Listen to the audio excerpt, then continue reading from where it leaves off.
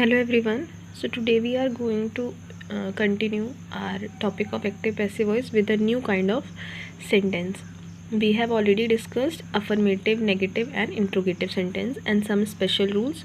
So this is about imperative sentence. So the question is, what is imperative sentence?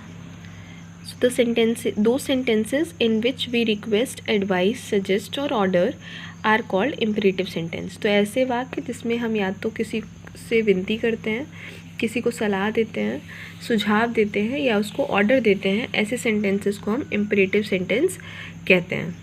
अब यहाँ पे imperative sentence active passive voice में बहुत important और थोड़ा सा डिफ़िकल्ट भी हो जाता है, क्योंकि इसमें बहुत सारे रूल्स होते हैं जो याद करने पड़ते हैं। तो जितना पढ़ाया जाए उतना साथ साथ याद होगा तो ये ज़्यादा अच्छे से समझ में आएंगे। अब इसमें क्या है कि एक्टिव पैसिव वॉइस में इम्परेटिव सेंटेंस को दो तरह से चेंज किया जाएगा। दो तरह से चेंज किया जाएगा का क्या मतलब है?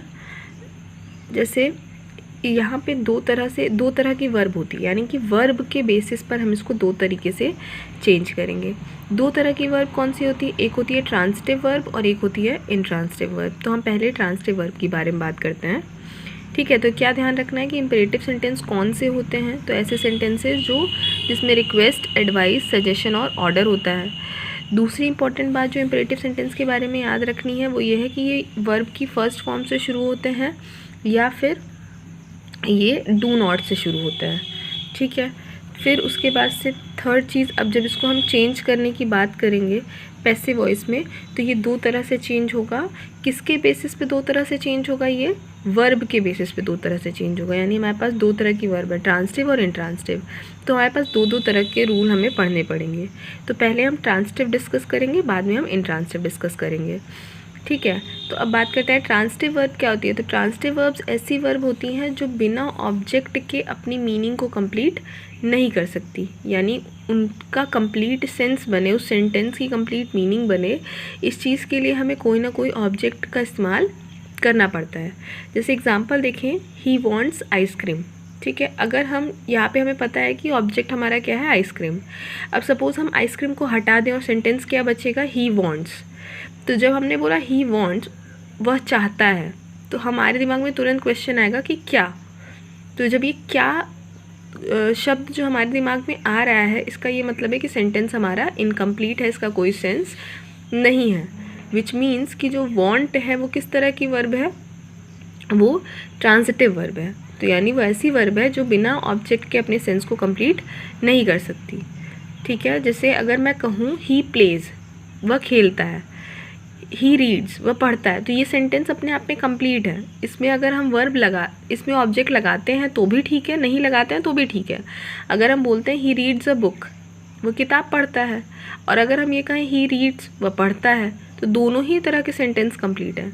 लेकिन यहाँ पे क्या है, अगर मैं कह दूँ ही वांट्स, वह चाहता है, तो तुरंत हमारे दिमाग में क्वेश्चन आएगा कि वह क्या चाहता है, क्या चाहिए उसको।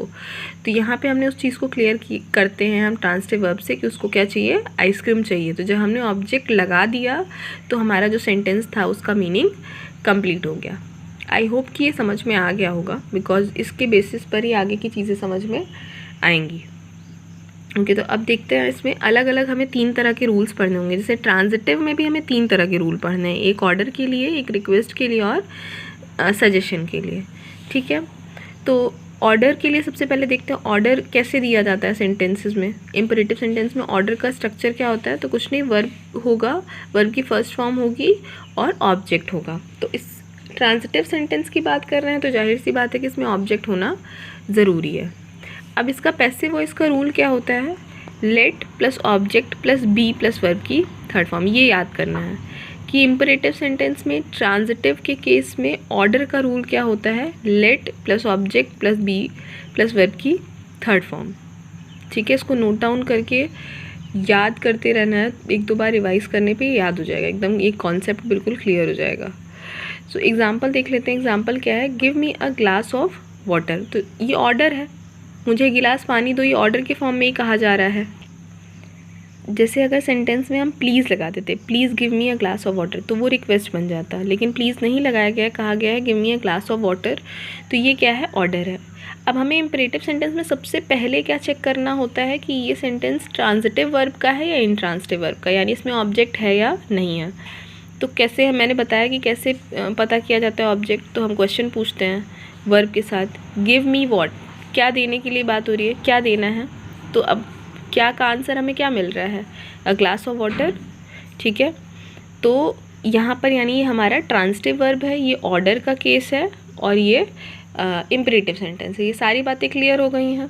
अब अगर ये क्लियर हो गया है तो अपना रूल अप्लाई करेंगे जो ऊपर लिखा हुआ है। तो रूल क्या है, सबसे पहले हमें किससे स्टार्टिंग करनी है, लेट से, तो लिख देंगे लेट। उसके बाद ऑब्जेक्ट, ऑब्जेक्ट क्या है अभी हमने पता किया, अ ग्लास ऑफ वाटर। उसके बाद से क्या लगाना है, बी लगाना है, ठीक है। तो उसके बाद बी लिख दिया, वर्ब की थर्ड फॉर्म लगानी है तो गिवन लिख दिया, और टू मी यहाँ पे हमें लिखना पड़ेगा क्योंकि मी यहाँ पे give me a glass of water, तो टू मी हम अपनी तरफ से ऐड कर देंगे, मतलब टू लगा करके ऑब्जेक्ट लिखा जाएगा। प्रीपोजिशन के बाद ही ऑब्जेक्ट लिखा जाता है। तो पूरा सेंटेंस क्या बन जाएगा, let a glass of water be given to me, ठीक है। एकदम जैसे स्ट्रक्चर ऊपर लिखा है बिल्कुल वैसे ही अप्लाई करें, बस इसको समझना पड़ेगा कि किस तरह का सेंटेंस है और ये ट्रांजिटिव है या नहीं है। नेक्स्ट सेंटेंस है जैसे स्विच ऑफ द फैन, ठीक है। स्विच ऑफ द फैन, तो इसमें क्या है कि देखिए पहले ऑब्जेक्ट क्या है, ऑर्डर है या नहीं है। तो अगेन ऑर्डर और रिक्वेस्ट में क्या डिफरेंस होता है, रिक्वेस्ट में प्लीज़ लगा होता है, अगर प्लीज़ लगा के यही बात कही जाती तो वो रिक्वेस्ट हो जाता, लेकिन बिना प्लीज़ के बात कही जा रही है तो ये क्या है, ऑर्डर है। तो जब ये ऑर्डर है तो हमें एक चीज़ तो पता चल गई कि ऑर्डर है, इम्परेटिव में है, वर्ब की भाई फर्स्ट फॉर्म तो शुरू हो रहा है तो ये इम्परेटिव है। और किस तरह का इम्परेटिव है, तो ये ऑर्डर है। हमें सुनने में ही पता चल जाएगा, पढ़ के ही समझ में आ जाएगा, इसमें कोई दिक्कत नहीं होगी। अब जो सबसे बड़ी चीज़ है हमें देखनी है कि ये ट्रांजिटिव है या इंट्रांजिटिव है। तो स्विच ऑफ द फैन, क्या ऑफ करने की बात हो रही है, स्विच ऑफ वॉट, आंसर मिल रहा है फ़ैन। तो अगर हमें आंसर मिल रहा है, वॉट का आंसर अगर हमें सेंटेंस में मिल जाता है तो वही हमारा क्या होता है, ऑब्जेक्ट होता है। और जिस सेंटेंस में ऑब्जेक्ट है वो कौन सा सेंटेंस होगा, मतलब उसमें कौन सी वर्ब होगी, ट्रांजिटिव वर्ब होगी। तो अब हमें सारी चीज़ें पता चल गई हैं, हमें रूल अपना अप्लाई करना है। तो रूल क्या है, सबसे पहले किससे स्टार्टिंग करनी है, लेट से, लिख देंगे लेट। फिर ऑब्जेक्ट क्या है, द फैन, अभी हमने देखा लेट द फैन। फिर बी और वर्ब की थर्ड फॉर्म हर जगह लगानी होती है, ये बात तो अब तक मैं बताती आ रही हूँ कि उसको तो अप्लाई करना ही है। तो बी लगा देंगे और वर्ब की थर्ड फॉर्म यानी स्विच्ड ऑफ हो जाएगा। तो let the fan B switched off. तो जितना भी पढ़ाया है इसमें उसको बहुत अच्छे से नोट डाउन करना है, उसकी प्रैक्टिस करनी है। Make sure you do that. If you have any doubt, any confusion, let me know and we will continue this topic in the later on videos.